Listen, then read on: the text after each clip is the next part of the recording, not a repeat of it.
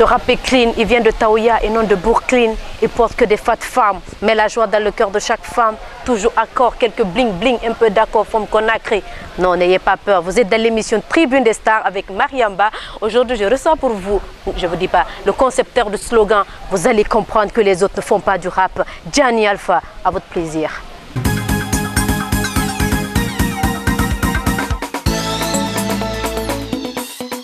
Bonsoir et ma téléspectateurs. Aujourd'hui, je suis ici avec le concepteur du slogan. Vous allez comprendre que les autres ne font pas du rap. Alors, Gianni Alpha, bonsoir. Bonsoir, Mariam. Tu vas bien, franchement, parce qu'aujourd'hui, j'étais un peu fatigué. Sinon, non, ça va? Non, tu me fatigues jamais, tu me fatigues jamais. Tranquille, hein? Ça va, alhamdoulilah, grâce à Dieu. Sinon, et ta journée, ça a été? Ça va, grâce à Dieu, ça va. Alhamdoulilah. Alors, sans plus tarder, moi, j'aimerais d'abord que tu m'expliques réellement ton nom, Gianni Alpha. Ça vient de... Parce que réellement, tout ce qu'on sait, nous, c'est Gianni Alpha. Mais on n'a jamais vu Gianni avec deux I. D'accord. À la fin. Donc, essaye de nous expliquer un peu c'est quoi la signification de Gianni. D'accord. Tout d'abord, bonsoir à tous et à toutes. Et encore une fois, merci de m'avoir invité dans cette émission. C'est toujours un honneur pour moi de me retrouver face à quelqu'un de ma génération qui est en train de s'activer pour faire bouger les choses. Okay. Et c'est toujours un réel plaisir pour moi de discuter, même si ce n'est pas dans le cadre de l'émission, de discuter avec quelqu'un d'aussi intelligent que toi. Okay. Donc, Gianni, ça s'écrit D-J-A-N-I-I. Et au fait, c'est la définition d'une chose que j'aspire à représenter. C'est-à-dire, ça veut dire dynamique, jeune, africain, aux nouvelles idées d'intégration. Wow! C'est un peu compliqué, tu dis quoi? Dynamique oui. Pour le D, jeune pour le J, dynamique, jeune, africain, voilà. Pour le A. Et N, nouvelles idées, nouvelles et I, idées et I, intégration. Wow! Non, je ne vous dis pas. Vous avez vu, il est inspiré. Ça continue. Hein. Continuez à suivre Évasion TV. Vous allez comprendre que les autres ne font pas du rap. Si. Alors, Gianni, tu es venu avec ce slogan. Vous allez comprendre que les autres ne font pas du rap. Pourquoi ce slogan? Bon, parce que moi déjà d'abord le rap, c'est-à-dire c'est la musique de mon époque, c'est la musique de mon âge, c'est la musique avec laquelle j'ai grandi au fait. Hip-hop, c'est-à-dire rap music, breakdance, graffiti, DJing, c'est le mouvement un peu de ma génération, d'accord? Donc quand moi je suis rentré en Guinée en 2009, souvent on me disait, mes amis, mes cousins me disaient viens on va aller à tel concert, il y a un concert de rap, et je partais et les gens que je voyais c'était jamais des rappeurs. En ce temps c'était reggae dancehall, ça marchait beaucoup ici, tu vois, et j'ai beaucoup de respect pour toutes les personnes qui font du reggae et de la dancehall parce qu'ils ont réussi un peu à implanter et à donner de la force à leur mouvement. Donc après quand j'étais dans le quartier, on me parlait de certains groupes et on disait tel, ah non c'est un rappeur. Je disais non c'est pas un rappeur, ça c'est pas du rap, c'est qu'ils font, c'est de la dancehall, c'est du reggae, c'est du R&B, c'est de la soul, mais c'est pas du rap.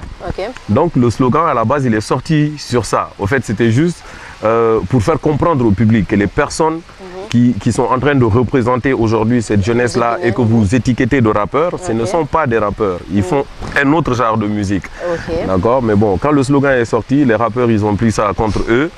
Les gens ont pensé que j'étais en train d'attaquer les rappeurs et tout. Ils ont pris ça contre eux et après, ça fait tout le buzz du slogan. Ça, c'est sûr. Bon, après, commercialement parlant, moi, après, ça m'a arrangé parce que ça fait que je me suis retrouvé au devant de toutes les scènes. Ça, c'est sûr. Voilà, donc tout le monde parlait de ça. Hein? Voilà, donc après, on a retenu ça. Franchement, parce que je ne dis pas, il y a beaucoup qui l'ont très, très mal pris. Ça, c'est d'un côté. De l'autre côté aussi, il y a beaucoup qui se sont activés dans le rap. Ouais, voilà, donc c'est ça. Je veux dire, au fait, l'intérêt de la chose, c'est que c'était surtout que ça réveillait les rappeurs. Et ils ont commencé à faire des choses. Moi, je me rappelle qu'avant que moi je ne sorte mon album, quand j'allais à des concerts, je ne voyais jamais aucun rappeur. Il n'y avait jamais un rappeur qui était programmé, peu importe le concert, peu importe le festival, il n'y avait aucun rappeur qui était programmé. Ça, c'est sûr. Entre-temps, après, c'est pas de la prétention, mais je peux aujourd'hui me vanter d'avoir remis le rap à la page. Ça, c'est sûr. C'est quand on a commencé à me programmer, qu'on a commencé à programmer d'autres rappeurs. Aujourd'hui, il y a des concerts qui se font sur lesquels moi je ne suis pas invité, mais il y a d'autres rappeurs qui sont invités. Oui. Bon, après, je veux dire, alhamdoulilah, grâce à Dieu, les choses sont en train de se faire, donc voilà quoi. Non, mais quand même, le rap était, comme les gens le disaient, le rap était mort. Mais bon, depuis que Non, le rap n'était pas mort, c'est juste que les rappeurs étaient absents. Non, ils n'étaient pas absents parce qu'il y avait beaucoup qui sont partis pour faire le R&B, du dancehall. Tu sais, le problème est qu'ici, le problème c'est juste parce que que ce soit les DJ des boîtes, dans les événements, ce sont les sons qui font danser seulement, les gens écoutent. Donc c'est pour cela beaucoup de rappeurs sont allés vers dancehall et reggae. Oui, non, mais ce que je veux dire au fait, c'est que c'est un choix, tu vois, c'est un choix. Voilà. Moi, quand je discute avec certains DJ et qu'ils me disent non, nous on préfère passer la dancehall parce que c'est plus dansant. Exactement. Je ne pousse pas la conversation parce que tu sais, c'est bien de discuter avec quelqu'un quand vous allez avoir une discussion constructive. Qu'est-ce que tu appelles être dansant? Moi, tu ne peux pas me dire que tu préfères passer de la dancehall parce que c'est dansant, ok? Tu passes un morceau de dancehall, tu passes 2 morceaux de dancehall et le 3e morceau c'est un morceau de 50 Cent et tu me dis que tu ne passes pas du Gianni Alpha parce que c'est pas dansant. Oh, non, alors que c'est la même musique, c'est les mêmes caisses. Donc ça veut dire qu'eux-mêmes ils sont pas logiques avec leur propre débat, avec leur propre combat. Donc je préfère ne pas les écouter et puis je fais ce que j'ai à faire. C'est la Guinée. Hein? Voilà. Alors Gianni, on sait que tout récemment tu étais du côté de la France. Hein, tout à fait. Pour le salon du livre. Oui, tout à fait. Dis-nous, explique-nous réellement comment ça s'est passé un peu ton déplacement. Voilà, donc d'abord, encore une fois, par rapport à ça, je tiens à remercier le PDG de Harmattan Guinée, qui est Sansi Kaba, qui est vraiment en train de faire des bonnes choses dans le domaine du livre en Guinée. Le livre, c'est quand même la base de tout savoir. On a vu tout voilà, donc le gars, il est vraiment en train de s'activer et tout. Au fait, moi, je travaille avec lui sur un autre projet. C'est pas les 72 heures du livre ou le salon du livre du Paris. Au fait, il a présenté la Guinée pour être, il a présenté la ville de Conakry pour être capitale mondiale du livre en 2017. Oui, oui. Donc c'est dans le cadre de la promotion de cet événement que moi je suis parti au salon du livre de Paris parce que je devais faire un showcase pour certains collaborateurs qu'ils devaient rencontrer là-bas lors d'une conférence débat. Moi, j'étais censé ouvrir la conférence avec un showcase. Donc, j'ai fait un concert acoustique et tout, mais c'est dans le cadre. C'est pour promouvoir un peu la candidature de la ville de Conakry pour être capitale mondiale du livre en 2017. En 2017, voilà. Bien sûr. Alors, vous avez vu, Gianni Alpha, il va faire un freestyle pour ces millions de téléspectateurs qui nous suivent là. À toi l'honneur. Ok. Ils veulent nous faire croire que cette défaite est commune, mais c'est nos chefs qui ont échoué et qui refusent de l'admettre. Ils se suivent et se ressemblent, c'est du pareil au même. De Touré à Condé, c'est la même rengaine que le peuple crève la dalle. Ils s'en moquent, on se cogne les uns sur les autres. Ils s'en tapent tant qu'ils gonflent le chiffre de leur compte en banque. Ils s'en fichent de savoir le pays à la dérive. Ce sont les revenus qui sont censés nous revenir, qu'ils utilisent pour acheter l'avenir de leurs fils. Ce sont nos blessures qui justifient leur sourire. Plus on se divise, plus ils s'enrichissent. Puisse Allah nous rendre justice, que la colère divine sur eux se diffuse. Inch'Allah, que ça arrive de suite, que de manière équitable nos richesses on divise. Waouh, Gianni Alpha, vous allez comprendre que les autres ne font pas du rap. Alors moi j'ai remarqué tes chansons, tu parles toujours de la malgouvernance. Pourquoi? Bon, au fait, vous savez, le rap, c'est que moi je fais comme musique. La définition du rap, c'est-à-dire dans laquelle moi je me retrouve le plus, au fait, ce n'est qu'un discours artistique sur l'actualité. Exactement. Vous comprenez? Donc, c'est-à-dire, je ne blâme pas les personnes qui font aujourd'hui, par exemple, disons du rap bling bling. J'ai ça, c'est eux qui savent ce qu'ils ont. Je ne les blâme pas pour ça. Ils ont raison. Si tu as une belle voiture, tu as tout à fait raison de la chanter. Tranquille, hein? Si tu as une belle femme, tu as tout à fait raison de la chanter. Mais moi, je sais que dans le pays dans lequel je vis aujourd'hui, on est, en tout cas moi, en tant que jeune, en tant que père de famille, je suis face à certaines responsabilités et face à certaines situations que je suis obligé, dans mon travail, d'être vrai. Comment je vais être vrai? Il y a des gens qui m'écoutent et qui se retrouvent dans ce que je dis. Pourquoi est-ce qu'ils se retrouvent dans ce que je dis? C'est parce que je chante cette réalité-là que je partage avec eux.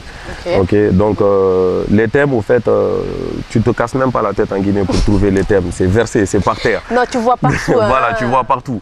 Donc après, j'ai le choix. Je vais chanter ce qui se passe dans les boîtes de nuit, ou je vais chanter ce qui se passe vraiment dans la vie de tous les jours, mettre les gens face à leurs responsabilités, inciter la jeunesse guinéenne à être active, à être dynamique, de manière à ce que les choses puissent changer, de manière à ce que ce à quoi nos pères n'ont pas eu droit, ce à quoi nos grands frères n'ont pas eu droit, ce à quoi nous n'avons pas eu droit, que nos petits frères et nos futurs enfants y aient droit. Il faut se battre. Voilà, donc le combat il est là. Il n'y a pas de problème. Alors, Gianni Alpha, dis-nous, parce que moi je sais que ça fait pas longtemps que tu es revenu en Guinée. Hein? Oui, tout à fait. Voilà, depuis quand déjà tu as commencé la musique et aussi depuis quand tu es revenu en Guinée? Ok, donc la musique de manière professionnelle, j'ai commencé en 2002. C'est-à-dire c'est en 2002 que j'ai commencé à rentrer en studio, à enregistrer des vraies chansons, être sur des vrais projets, faire des featuring avec certaines personnalités de la musique.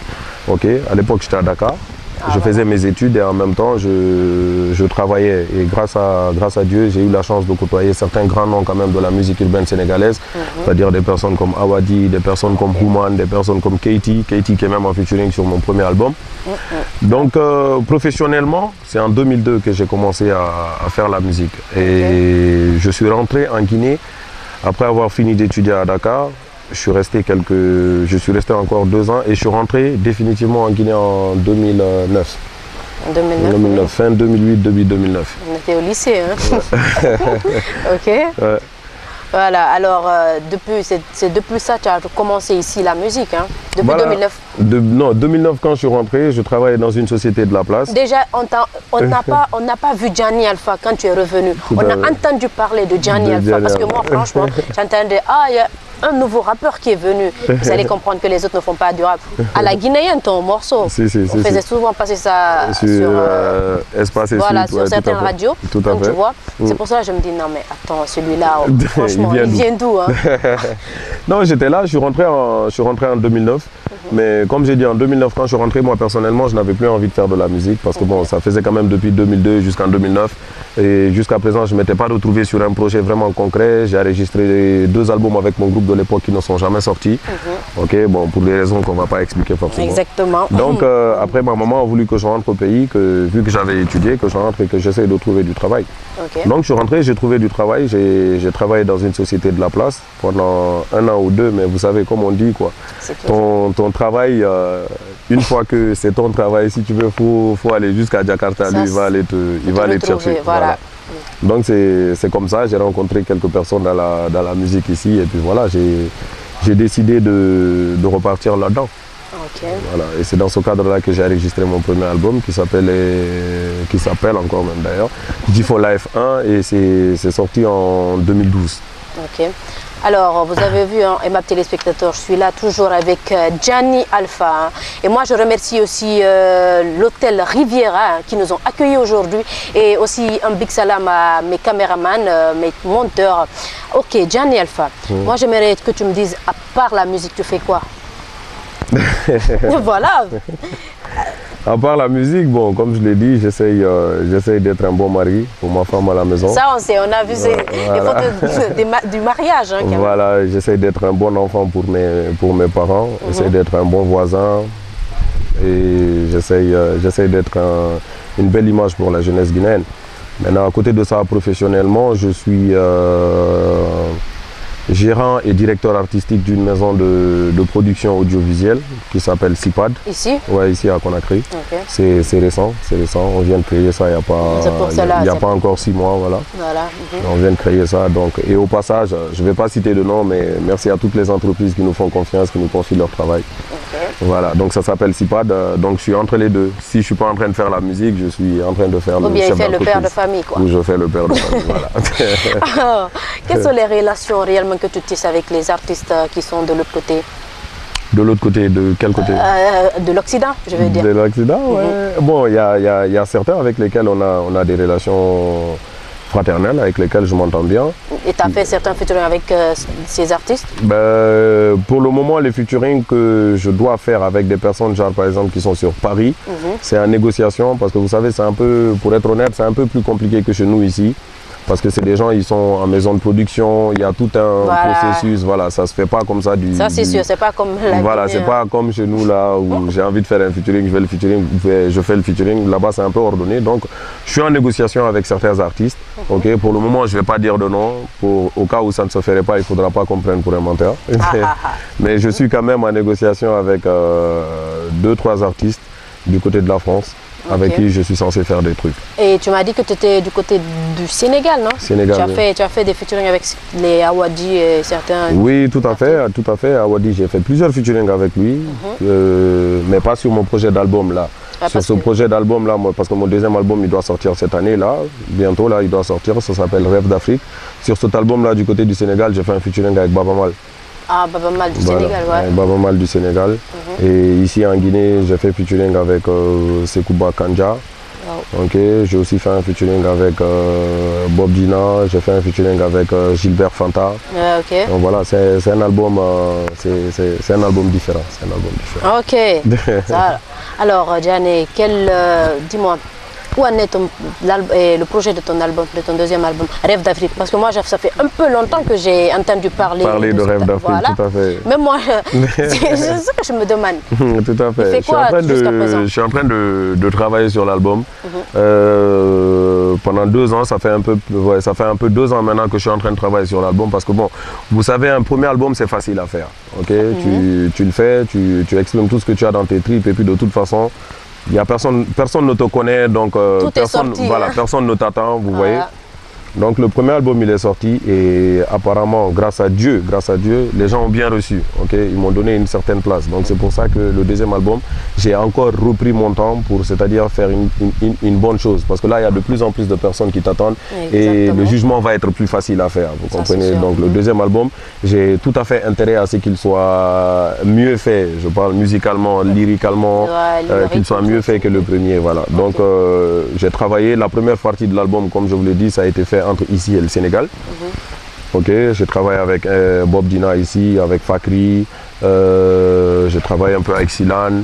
Ok, du côté du Sénégal, je travaille avec Diamond Records, ok, et 2H Music.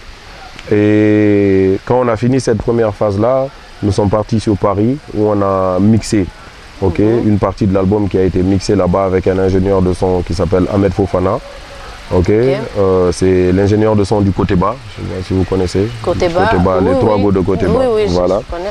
Donc il a mixé une partie de l'album et ensuite nous avons envoyé ça en Suède, à Stockholm, où une partie du master a été fait. Donc là, l'album, il est prêt. Concrètement, l'album, il est prêt. On pourrait le sortir demain si on veut. Maintenant, qu'est-ce qu'on attend? On attend un peu, vous savez, c'est la Guinée. Il y a ce que tu décides et il y a ce que le pays décide. Donc, il y a un peu de choses qui sont un peu mélangées sens dessus-dessous. On nous parle de Ebola, okay, on nous parle de manifestations politiques. On est pratiquement dans une année électorale, donc il faut trouver le bon créneau pour sortir l'album. Il faut aller mollo, quoi. Voilà, et c'est ce que nous sommes en train de préparer là. Après tu sors, on va voir Diané Alpha encore avec son deuxième album, Rêve d'Afrique. Hein, parce que j'imagine, le titre même de l'album me fait rêver, hein, Rêve d'Afrique. Et en parenthèse, même par rapport à ça, le 15, je vais faire un concert présentation de l'album au Centre culturel. Le 15 mai. Oui. Voilà, le 15 mai, je vais faire un concert, présentation de l'album. Je vais faire une partie de l'album en concert au Centre culturel. C'est le vendredi 15 mai à partir de 19h. Ok. Entrée, c'est 30 000 francs en pré-vente et 40 000 le jour même. Voilà. Donc, j'espère que franchement vous avez entendu, hein, 30 000 francs. Il faut appeler pour récupérer vos tickets, hein, franchement, parce que le jour là quand vous allez payer 40 000. Les Guinéens ils ont peur de ça. Hein. Tout à fait.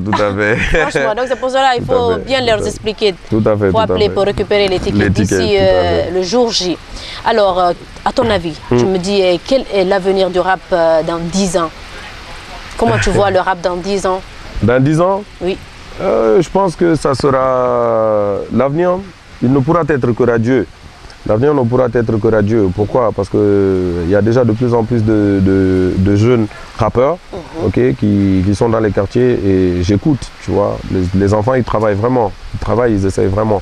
Le problème, au fait, c'est que ce n'est pas les artistes. Le problème, c'est l'organisation. Voilà. Mais maintenant, ce qui est en train de se passer, au fait, c'est qu'il y a de plus en plus d'artistes qui sont en train de devenir indépendants, qui sont en train de devenir entrepreneurs, c'est-à-dire qui essaient de faire les choses par eux-mêmes. Donc je pense que quand on en aura 2 ou 3, c'est sûr et certain que les choses vont être structurées. Et donc l'avenir ne pourra être que radieux.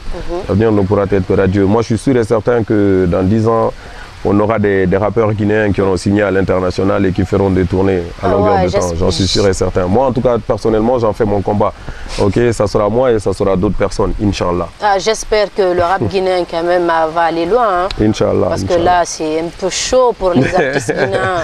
Ouais, non, tout à fait. Bon, pour le moment, c'est pas chaud que pour les artistes guinéens. C'est chaud pour les Guinéens tout court. Non, si je dis artiste, là, je parle dans le cadre de la musique. De la musique, tout à fait. Actuellement, quand même, c'est chaud. Hein. Tout ça, c'est pour la Guinée. Alors... Tout à fait, mais ça va aller, ça va aller. Moi, j'ai foi en l'avenir de ce pays. Au-delà même de l'avenir de ce pays, moi, j'ai foi en la jeunesse de ce pays. Je sais que les jeunes vont faire des grandes choses et des belles choses pour ce pays. J'ai confiance et je veux juste pas que les jeunes, c'est-à-dire qu'ils laissent quelqu'un, qu'il soit politique ou qu'il soit religieux, essayer de leur faire croire le contraire. C'est impossible. Le jeune Guinéen, c'est un jeune battant. Okay, le jeune Guinéen, il est intelligent. Et le jeune Guinéen, quand il veut, il peut. Donc, il suffit de vouloir. Quoi. On va vouloir et on va faire les choses. Et ce pays, personne ne le changera à notre place. Comme je vous l'ai dit en début d'émission, c'est-à-dire ce que nos pères n'ont pas eu droit, ce que nos frères n'ont pas eu droit, il faut que nous, on se batte pour que nos petits frères et pour que nos enfants y aient droit. Ça, ce sont les fils du pays, la Guinée. Hein, si. Alors, le morceau qui va venir après, franchement... à la guinéenne.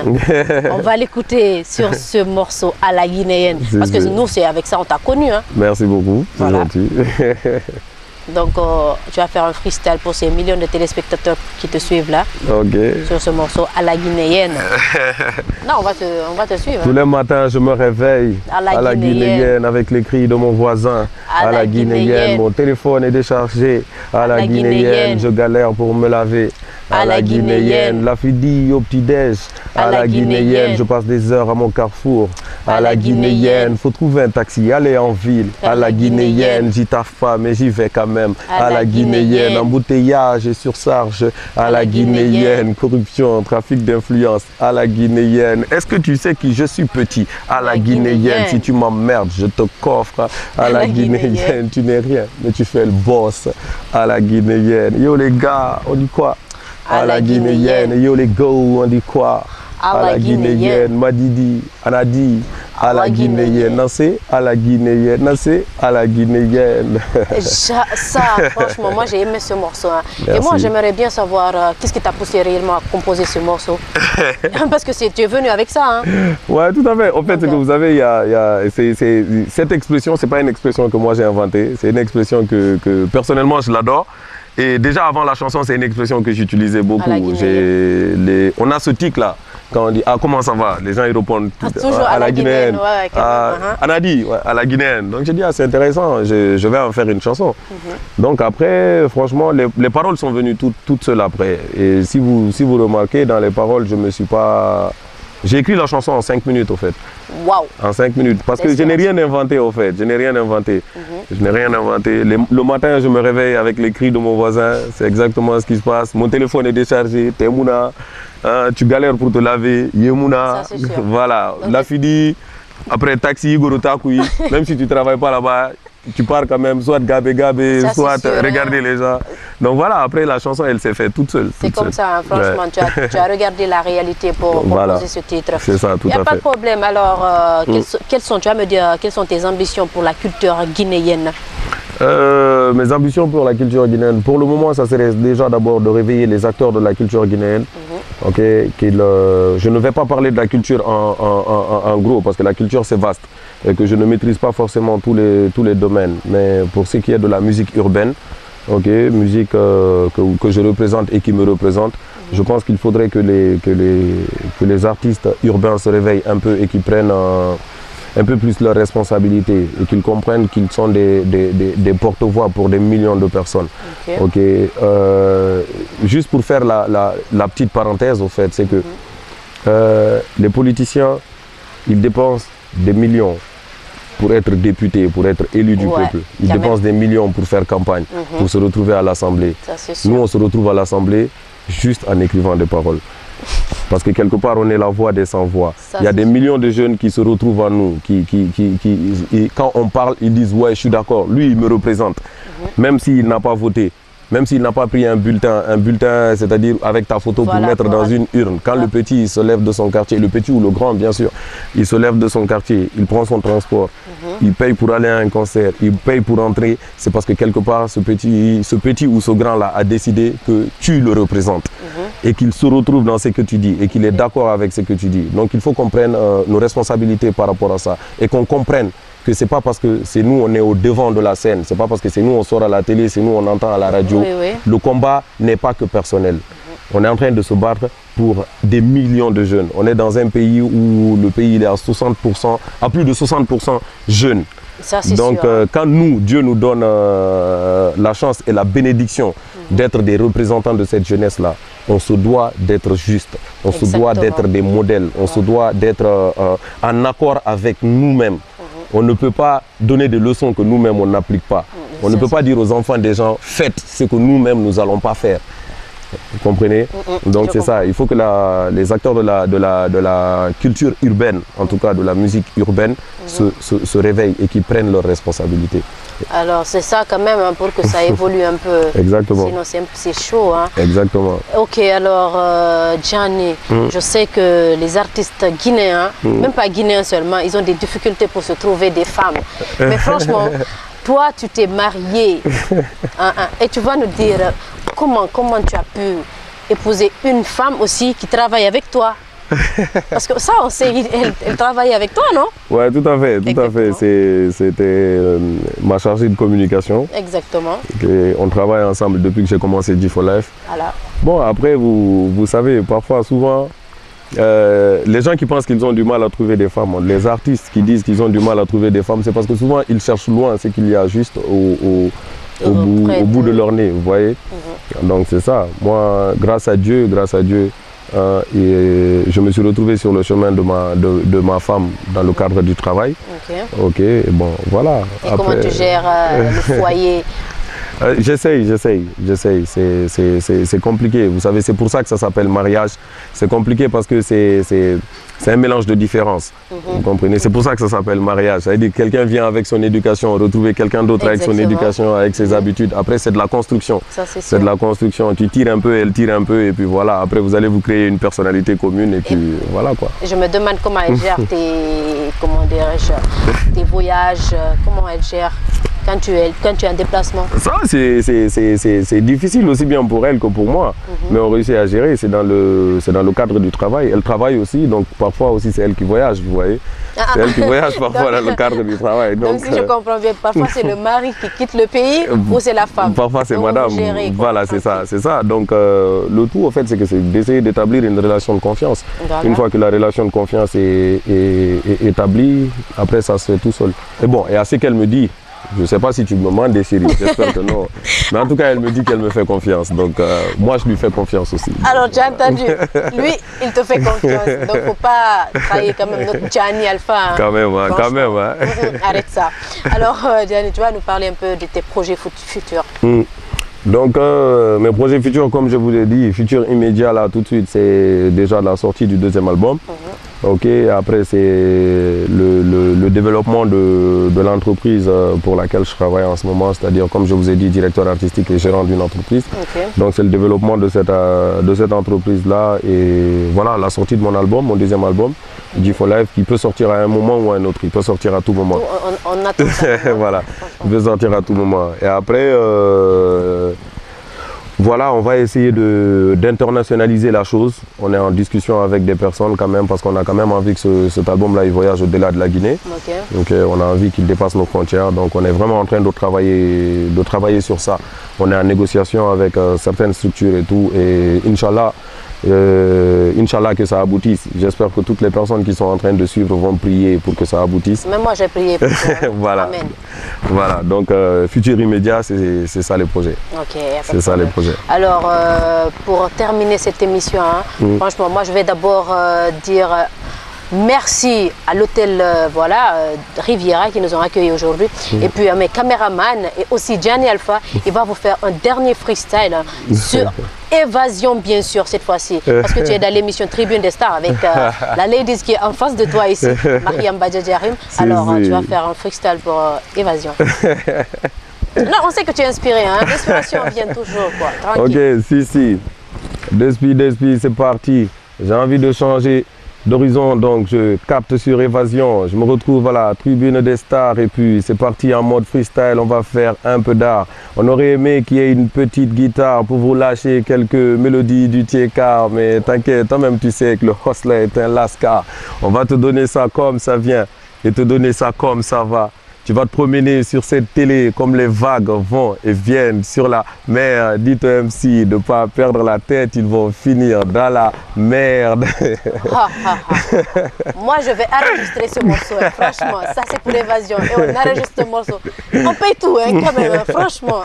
Si. Alors, Gianni Alpha, merci d'avoir accepté l'invitation. Merci énormément de m'avoir invité. C'est toujours un réel plaisir pour moi, comme je vous l'ai dit en début d'émission, de me retrouver face à la jeunesse de mon pays, face aux gens de ma génération qui sont en train de s'activer pour que les choses bougent pour nous tous. Okay. Donc, encore une fois, big up à Mariam et big up à toute son équipe, big up à Évasion.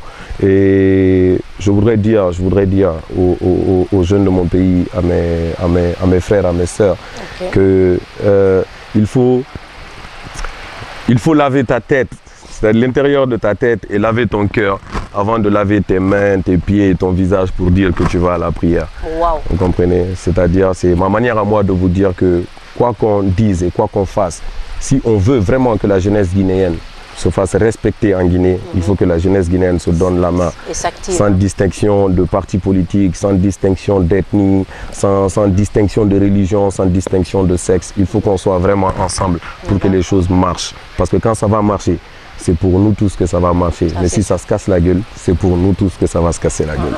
So, big up.